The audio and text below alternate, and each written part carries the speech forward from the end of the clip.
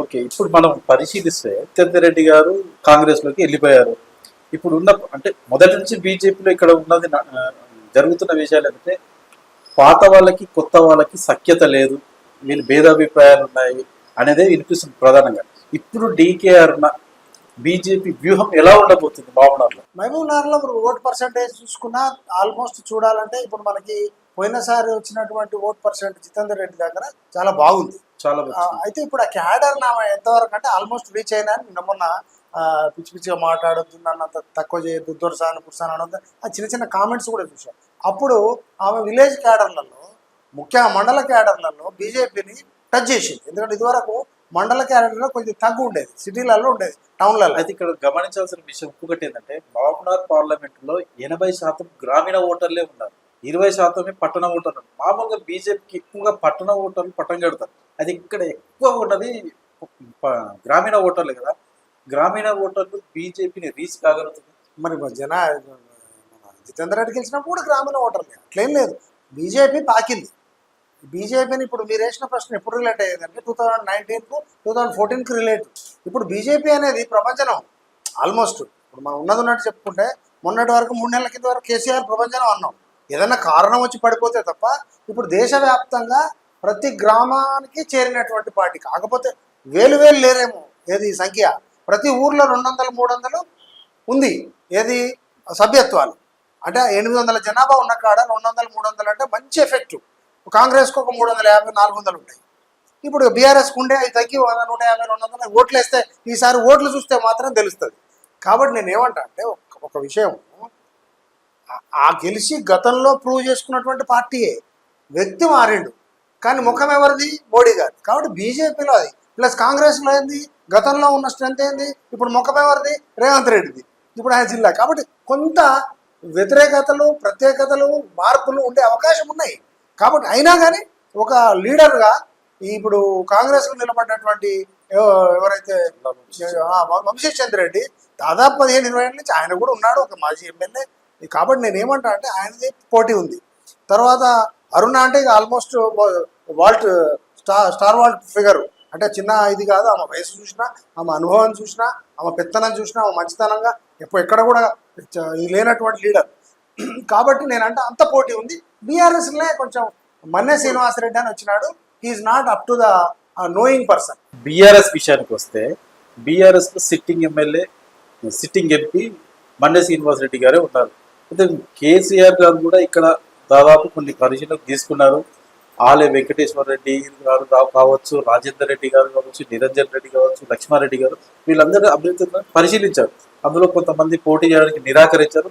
ఫైనల్గా సిట్టింగ్ ఎంపీని మళ్ళీ మన్నే శ్రీనివాసరెడ్డి గారినే ఖరారు చేశారు.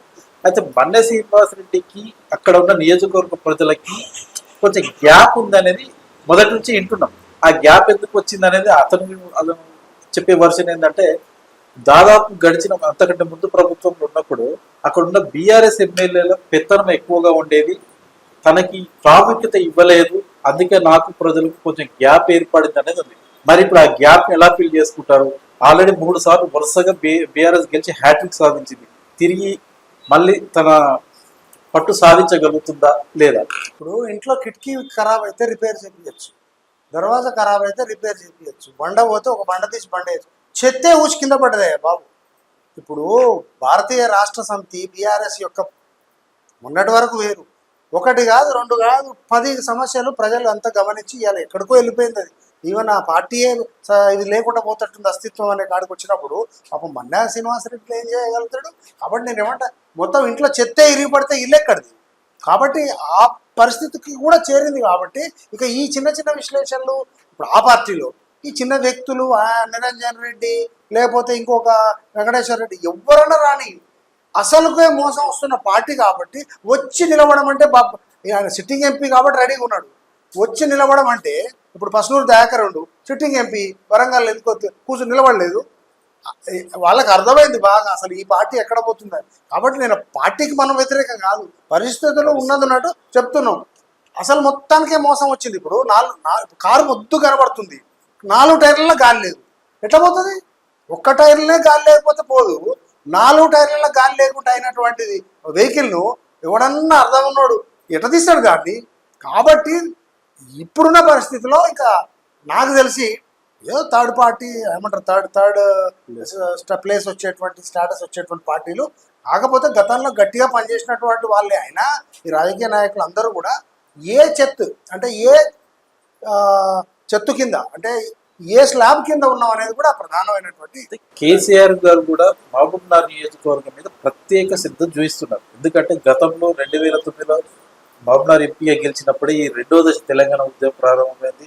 అప్పటి నుంచి బీఆర్ఎస్ పార్టీ గెలుస్తూ వచ్చింది. గతంలో ఇక్కడ ఉన్న 7 నియోజకవర్గాల్లో బీఆర్ఎస్ ఎమ్మెల్యేలు ఉండడం అప్పట్లో కలిసి వచ్చిన అవకాశం. ఇప్పుడు మొత్తం కాంగ్రెస్ ఎమ్మెల్యేలే ఉండడం, మరి మాజీ ఎమ్మెల్యేలందరూ తిరిగి తన పట్టు కొనసాగించడానికి కేసీఆర్ ఈ అభ్యర్థుడు మన మన్నె శ్రీనివాసరెడ్డి గారి గెలుపుకు వీళ్ళు ఎలా సహకరిస్తారనేది ఎంతవరకు సక్సెస్ అవుతుందో చెప్పలేదు. లేదా ఇప్పుడు ప్రజలలో కూడా వాళ్ళు కూడా సపరేట్గా కొనుక్కున్న వాళ్ళు కాదు కదా, వాళ్ళకి అర్థమవుతుంది రోజు జరుగుతున్నటువంటి పరిణామాలు. నాయకులకు మెదడు ఖరాబ్ అయింది ఇప్పుడు ఆడ, అంటే దే ఆర్ కన్ఫ్యూజ్డ్. ఖరాబ్ అయిందంటే క్రాక్ కాదు, కన్ఫ్యూజ్డ్, ప్యానిక్. ఓటర్లకు కూడా ఆల్మోస్ట్ ప్యానిక్. ఎక్కడ చర్చ జరగట్లేదు. ఒకప్పుడు ఉన్నాయి లేని ఎట్లొచ్చేది ఏది బీఆర్ఎస్ తరఫున. కాబట్టి మన్న శ్రీనివాసరెడ్డికి దాదాపు కష్టమే. కానీ వాళ్ళ పార్టీ మాజీ ఎమ్మెల్యేల నుంచి సహకారం ఎట్లా ఉంటుంది అంటారు? మాజీ ఎంపీలు నేను అన్న ప్రజలలో వాళ్ళు కూడా వస్తారు. ఇప్పుడు నాయకత్వం వహిస్తుండొచ్చు, కానీ ఇప్పుడు ఆల్రెడీ ఎంతో మందిని ఏ రాత్రి పూట ఏ గంటకు మారుతారో తెలియనటువంటి పరిస్థితి. ఇంకా 30 రోజులు ఉంది, 13th మే. దాని లోపల ఎక్కడ కూడా సరైనటువంటి ఒక కాంక్రీట్ వర్డ్స్ కేసీఆర్ గారి నుంచి వస్తలేవు.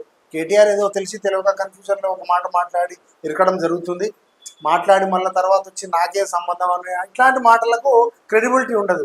ఎందుకంటే వీళ్ళంతా గొప్ప నాయకులు అంటే నడుస్తున్నటువంటి రోజు. ఇలా ఊరి సర్పంచ్ స్థాయి నుంచి కూడా ఎంతో చాకచక్యంగా తెలివిగా దేశభక్తి దేశ కష్టాలు తెలిసినటువంటి వ్యక్తులు మాత్రం నిలబడగలుగుతున్నారు. కాబట్టి ఏం జరుగుతుందో కానీ ఒక విధి విధానాలు మారితే తప్ప ఈ నాయకులంతా ఐకమత్యంగా ఉండి సహకరించలేరు బీఆర్ఎస్లో. ఇక్కడ కాంగ్రెస్ పార్టీ విషయానికి వస్తే రేవంత్ రెడ్డి గారు చాలా ప్రతిష్టాత్మకంగా తీసుకుంటారు. ఎందుకంటే తన నియోజకవర్గం కూడా ఇదే పార్లమెంటులో ఉండడం అదొక విషయం. అయితే గతంలో కల్వకుర్తి మాజీ ఎమ్మెల్యే పనిచేసిన చల్లా వంశీచంద్రెడ్డిని మళ్ళీ అంటే లాస్ట్ టైం కూడా చల్లా వంశీచంద్రెడ్డి కాంగ్రెస్ పోటీ చేశారు, 3వ ప్లేస్ ఉన్నారు. కాంగ్రెస్ పార్టీ అభ్యర్థులను ప్రకటించడంలో మొదటిగా ప్రకటించిన స్థానం మహబూబ్నగర్. ఒకంత దూకుడుగానే ప్రదర్శిస్తుంది మహబూబ్నగర్ నియోజకవర్గం. ఎందుకంటే తన సొంత నియోజకవర్గం ఇదే పార్లమెంట్లో ఉండడం. సో ఓవరాల్గా చూస్తే ఇక్కడ కాంగ్రెస్లో కూడా పెద్దగా పోటీ ఏం లేదు. ఎందుకంటే ఆల్మోస్ట్ అంతా డిసైడ్ అయ్యారు వంశీచంద్రెడ్డికి అని చెప్పి. ఎందుకంటే కల్వకుర్తిలో టికెట్ కూడా త్యాగం చేశారు, దానికి ఎంపీగా దాదాపు కారణమైంది. అతను కూడా చాలా పర్యటిస్తున్నారు, గ్రౌండ్ వర్క్ చేసుకుంటున్నారు. తన విషయానికి వస్తే కాంగ్రెస్ పార్టీ పరిస్థితి ఎలా ఉండబోతుంది అంటే దాదాపు 7 నియోజకవర్గాలు ఎమ్మెల్యేలు కాంగ్రెస్ ఎమ్మెల్యేలు ఉండడం వీళ్ళకి ఒక అడ్వాంటేజ్ గా చెప్పుకోవచ్చు. ఎలా ఉండబోతుంది? ఇప్పుడు ఆయన వంశీచంద్రెడ్డి ఏంటంటే ఆయన చాలా మొదటి నుంచి కూడా చాలా సిన్సియర్గా పనిచేస్తూ వచ్చినాడే కాంగ్రెస్కి. మొన్న కూడా అసెంబ్లీ ఎలక్షన్స్లో కల్వకుర్తి కసిరెడ్డి ఆయనకు కసిరెడ్డి నారాయణ రెడ్డి బ్రిలియంట్ అధినేతకి ఇవ్వడం జరిగింది. ఇక్కడ ఇమ్మీడియట్గా రేవంత్ రెడ్డి చెప్పగానే ఓకే ప్లీజ్ గివ్ ఇట్ అన్నాడు. ఆయన సీట్ అది.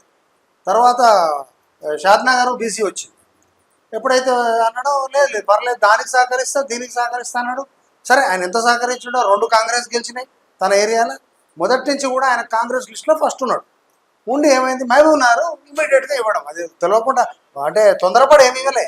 మొదటి నుంచి అంటే ఈ జిల్లాలో ఇంకా పోటీ వేరే వాళ్ళు మనసులోకి రాకుండా ఉంది ఆ సీటు.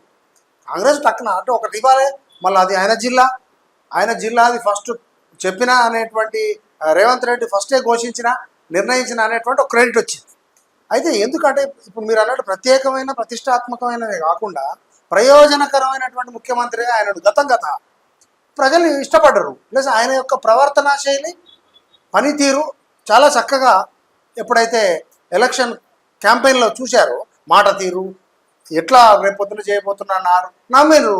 అంత మంచి స్థాయిలో ఉన్న మహబూబ్నగర్ మనిషిని వెంటనే నిర్ణయించడం జరిగింది. గ్యాప్ ఇవ్వకూడదు. ఎందుకంటే పిల్ల నచ్చినప్పుడు ఎప్పుడో నెలకు చెప్తాం 2 నెలలకు చెప్తాం నచ్చిందా లేదా అనేది ఉండదు. అవి ఎక్కడొస్తాయి అంటే ఎక్కడైతే గ్యాప్స్ ఉంటాయో అక్కడ లేట్ అవుతుంటుంది. సో వంశీచంద్రెడ్డి అట్లా క్లియర్ అయ్యింది. రెండోది వంశీచంద్రెడ్డి కూడా చాలా క్లియర్ మనిషి మొదటి నుంచి కూడా.